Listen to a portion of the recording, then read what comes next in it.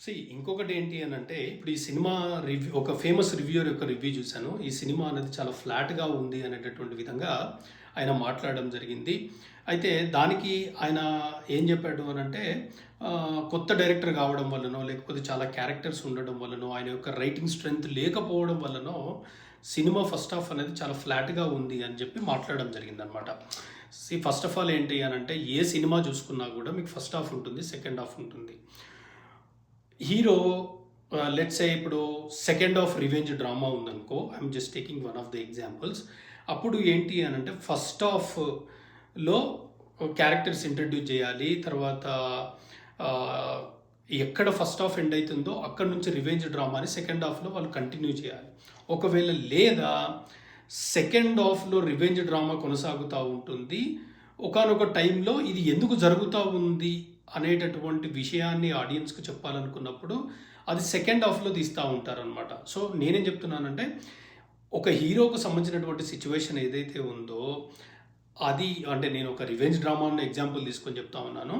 So, దాంట్లో ఏంటి అంటే ఈదర్ ఫస్ట్ హాఫ్‌లో కథని ముఖ్య భాగం అంటే ఇప్పుడు ఆ పర్టిక్యులర్ సిట్యుయేషన్‌కి కారణమైనటువంటి కాన్సిక్వెన్సెస్, ఆ బ్యాక్‌గ్రౌండ్ అంతా ఫస్ట్ హాఫ్‌లో గాని పెట్టాలి, సెకండ్ హాఫ్‌లో పెట్టాలి.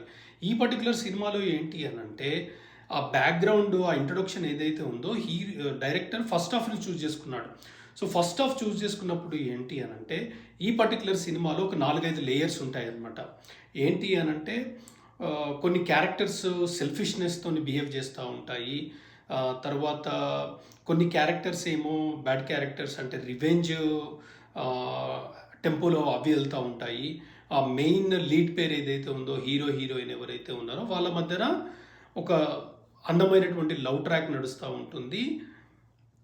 ఇలా రకరకాలుగా లేయర్స్ అనేటివి ఈ సినిమాలో ఉన్నాయన్నమాట.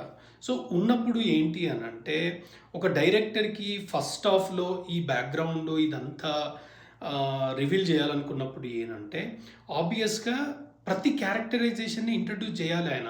ఇప్పుడు హీరో ఉన్నాడు. హీరో ఈ ఫ్యామిలీకి ఎలా దగ్గరైతది. సో, అదొక బ్యాక్‌గ్రౌండ్ పెట్టుకోవాలి. తర్వాత హీరో హీరోయిన్ ఎప్పుడు చూస్తాడు? ఎందుకు చూస్తాడు? లవ్ ఎలా పుడుతుంది అనేటటువంటిది ఒక ఎపిసోడ్ పెట్టుకోవాలి. అదేవిధంగా ఏంటి హీరోయిన్ మళ్ళీ హీరోని ఎందుకు లవ్ చేస్తుంది అనే దానికి ఒక ఎపిసోడ్ పెట్టుకోవాలి. తర్వాత వాళ్ళ మధ్యలో ఒక ప్రేమ అనేది స్ట్రెంథనింగ్ అవ్వడానికి ఒక ఎపిసోడ్ పెట్టుకోవాలి.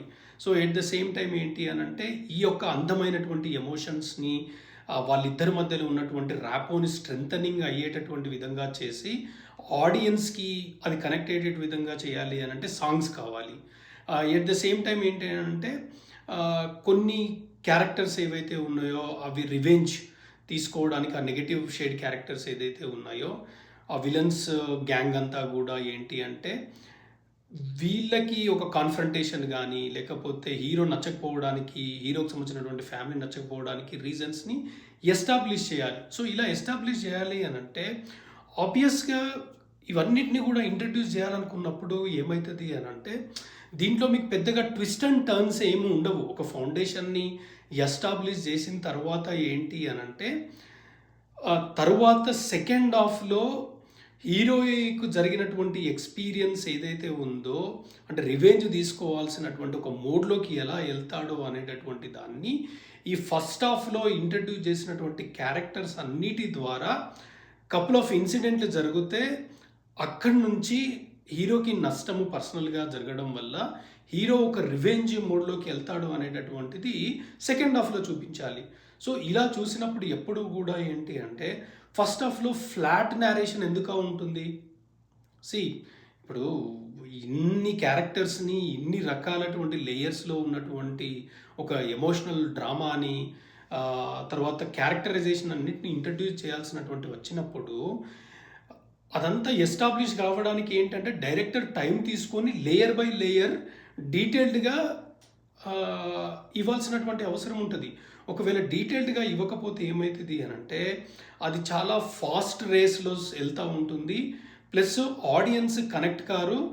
మళ్ళీ మీరు సెకండ్ హాఫ్‌లోకి ఇంటెన్స్ డ్రామాకెళ్ళినప్పుడు ఏంటి అనంటే, 2½ అవర్స్ ఏమైతదంటే, రేసీ స్క్రీన్ ప్లే వల్ల ఆడియన్స్ టైర్డ్ అయ్యేటటువంటి అవకాశం ఉంటుంది. సో, కాబట్టి నేనేం చెప్తున్నానంటే, రివ్యూస్ అనేది ఈ మధ్య కాలంలో ఒక టెంప్లెట్‌లో వెళ్తా ఉండి, అంటే బ్యాడ్ కాంటెంట్ ఉన్నప్పుడు లేకపోతే బ్యాడ్ అని వాళ్ళు ఫీల్ అయినప్పుడు ఏంటంటే దానికి సంబంధించినటువంటి ప్రాపర్ జస్టిఫికేషన్ అనేది వాళ్ళు ఇవ్వకుండా ఏదో చెప్పాలి కాబట్టి చెప్పాలి, కొన్ని కొన్ని కీవర్డ్స్ బజ్వర్డ్స్ తీసుకొని రివ్యూ చేస్తున్నట్టుగా నాకు అనిపించింది. సో అందుకనే ఈ వీడియో చేస్తూ ఉన్నాను. సో ఎనీ రివ్యూవర్ని కూడా ఏంటి అంటే బ్లైండ్గా నమ్మడం అనేది మంచిది కాదు. ఒక హీరో మనకి నచ్చినా నచ్చకపోయినా రివ్యూవర్ కనుక ఒకవేళ ఇప్పుడు హీరో నచ్చలేదు, ఆ రివ్యూవర్ కనుక నెగటివ్ రివ్యూ ఇస్తూ ఉంటే మనకి హీరో నచ్చలేదు కదా అని చెప్పేసి ఎంకరేజ్ చేయడం కరెక్ట్ కాదు.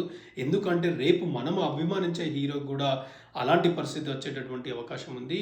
సో కాబట్టి ఏంటి అని అంటే ఎవరైనా కూడా ఒక అంశం బాగాలేదన్నప్పుడు రివ్యూలో వాళ్ళు ఖచ్చితంగా దానికి సంబంధించినటువంటి బ్యాక్గ్రౌండ్ డీటెయిల్డ్ అనేది ఇవ్వాల్సినటువంటి అవసరం ఉంది. అప్పుడే ఆ యొక్క రివ్యూ జెన్యూన్ అని చెప్పేసి దానికి ఒక జస్టిఫికేషన్ అనేది ఉంటుంది అని చెప్పేసి నాకు అనిపించి ఇది మీతో షేర్ చేయాలనిపించి నేను ఈ వీడియో చేయడం జరిగింది. Thanks for watching, appreciate it.